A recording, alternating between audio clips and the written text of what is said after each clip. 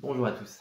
Puissance et désillusion, c'est un thème qu'on retrouve fréquemment, c'est-à-dire que on va se donner un but, un objectif, on va avoir envie de réaliser quelque chose, et puis sur le chemin, vous voyez qu'il y a des obstacles, sensation d'impuissance, que j'arrive pas à réaliser mes objectifs, que je me sens en incapacité d'advenir quelque chose ou de réaliser un projet.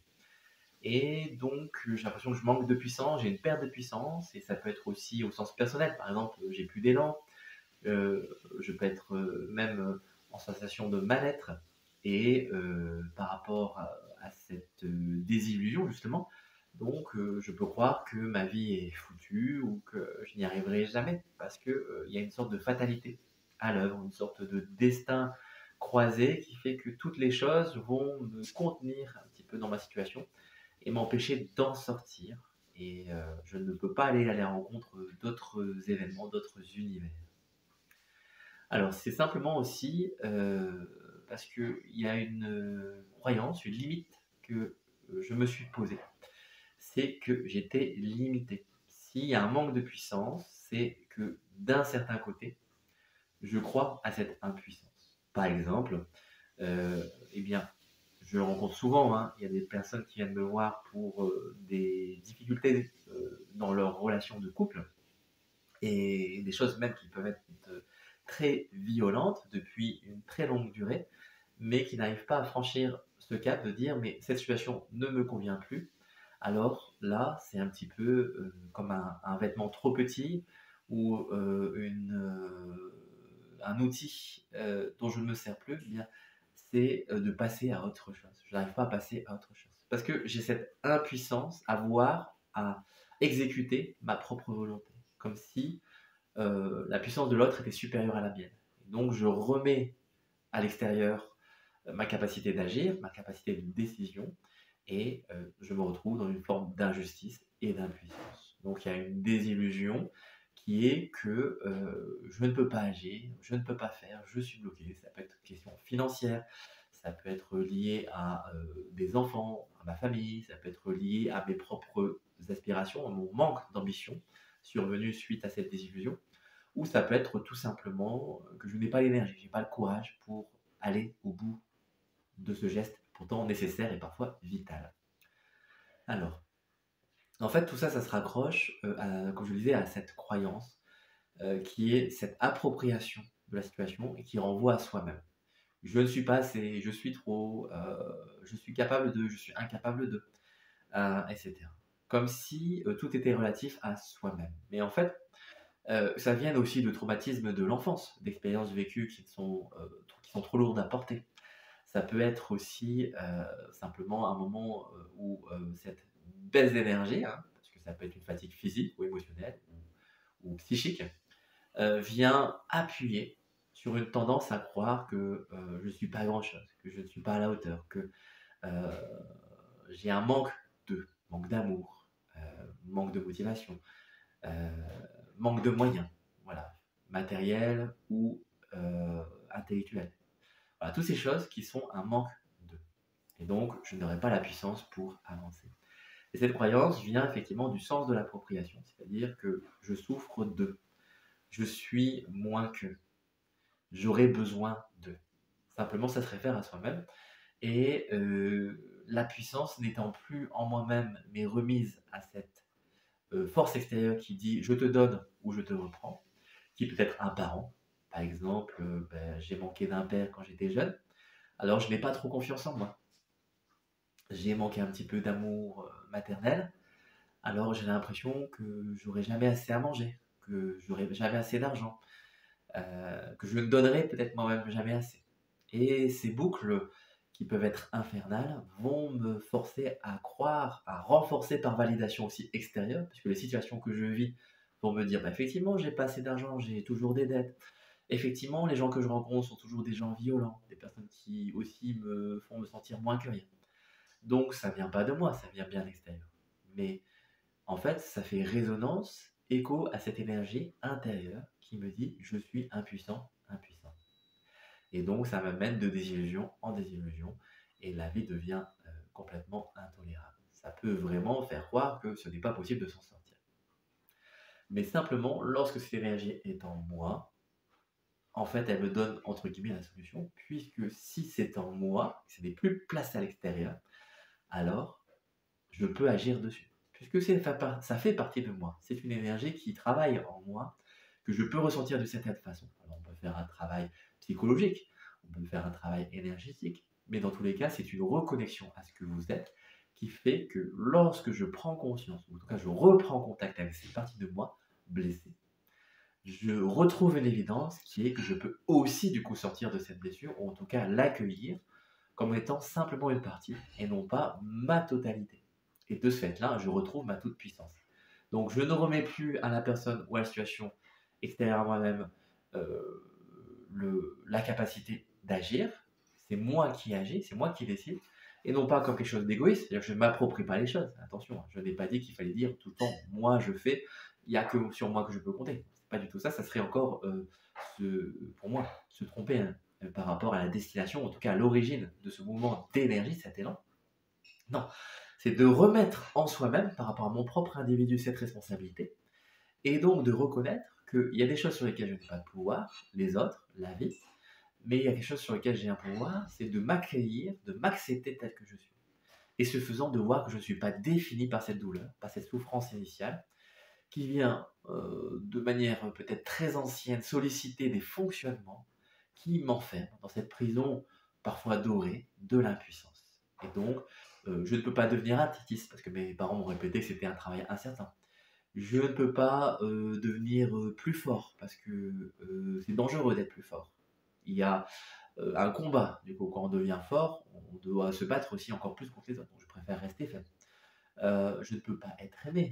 Parce que être aimé, ça veut dire que je devrais être digne. On m'a montré dès l'enfance que je ne valais rien. Euh, je ne peux pas aller au bout d'un travail. Parce que travailler, ça veut dire gagner de l'argent. Gagner de l'argent, ça veut dire gagner de l'estime. Gagner de l'estime, ça veut dire que je me reconnaîtrai tel que je suis. Or, on m'a toujours refusé tel que j'étais, etc. Et donc, vous voyez, à partir de multiples possibilités, de multiples expériences, de multiples sensations, et bien finalement, on voit que à chaque fois, c'est ce manque d'estime, ce manque de confiance, cette sensation d'être impuissant, et donc finalement d'être face à une injustice, que je me donne les moyens de ne pas réussir.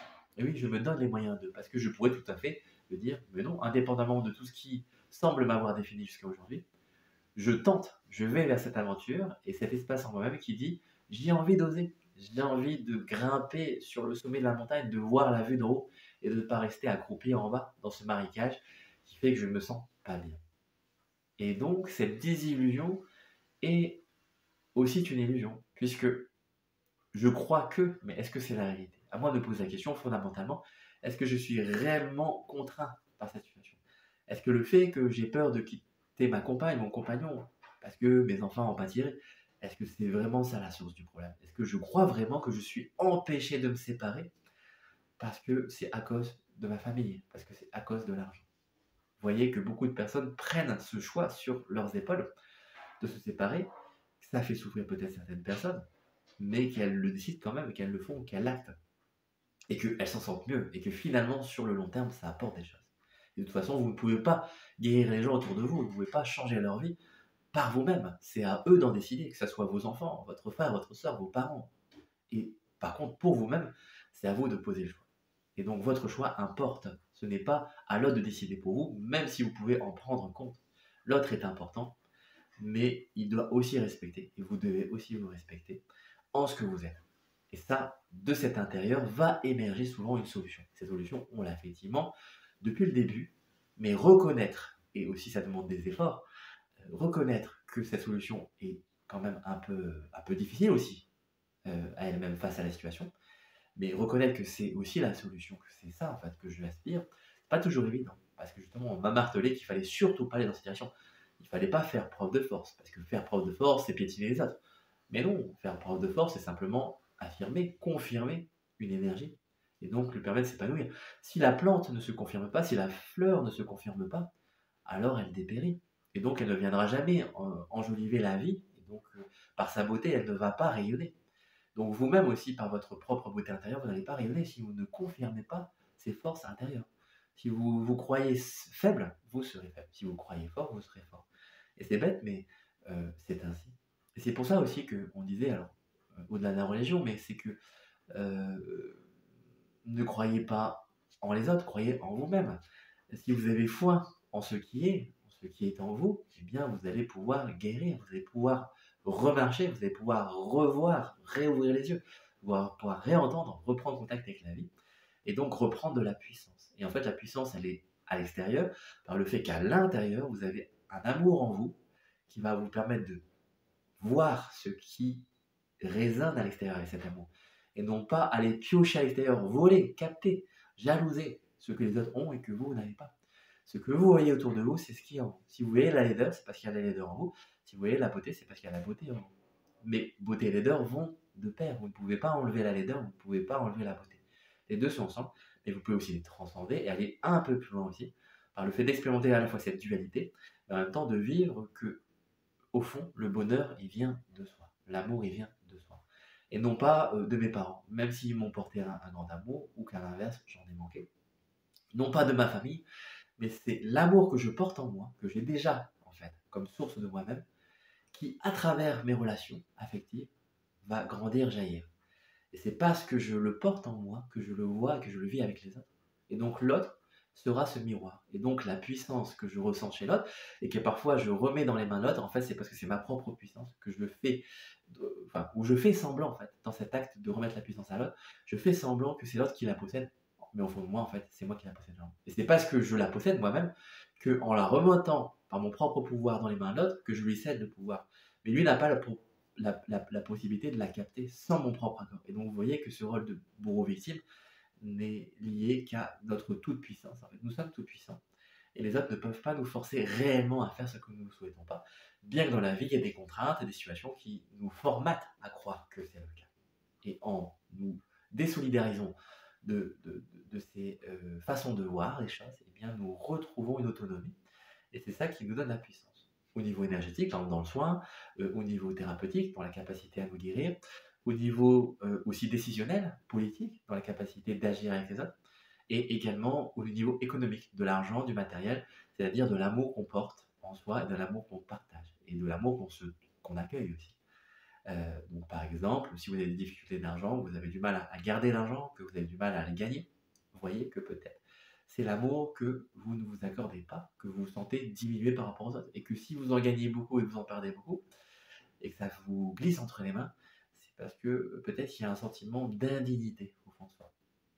C'est pareil aussi pour les relations. Si je n'arrive pas à garder les relations sentimentales, est-ce que d'un certain côté, je ne force pas la rupture, même inconsciemment, parce que je souhaite rester seul pour X raisons. Ça peut être parce que je me sens pas beau, pas belle. Ça peut être parce que j'ai l'impression que plus ça dure, plus ça va faire mal. Parce qu'à un moment donné, l'autre va se rendre compte de qui je suis et donc va me quitter. Je préfère le quitter avant qu'il ne me quitte. Peut-être aussi que l'amour va appuyer sur d'autres points. À vous d'un petit peu plonger en vous-même. Et c'est cette audace-là qui est dangereuse, mais en même temps assez excitante parce qu'on découvre des aspects de soi qui sont incroyables et en même temps guérisseuses parce que simplement on résout le conflit intérieur qui refuse ce que je suis, cette personne qui a ses côtés sombres mais ses côtés lumineux. Voilà pour gagner votre puissance, votre autonomie. Bien sûr, euh, bien que ce soit simplement, on va dire, de l'amour et de la confiance, ce n'est pas aussi simple, mais c'est un cheminement. Je vous souhaite donc bon cheminement, une belle journée, une belle soirée. Je vous dis à bientôt.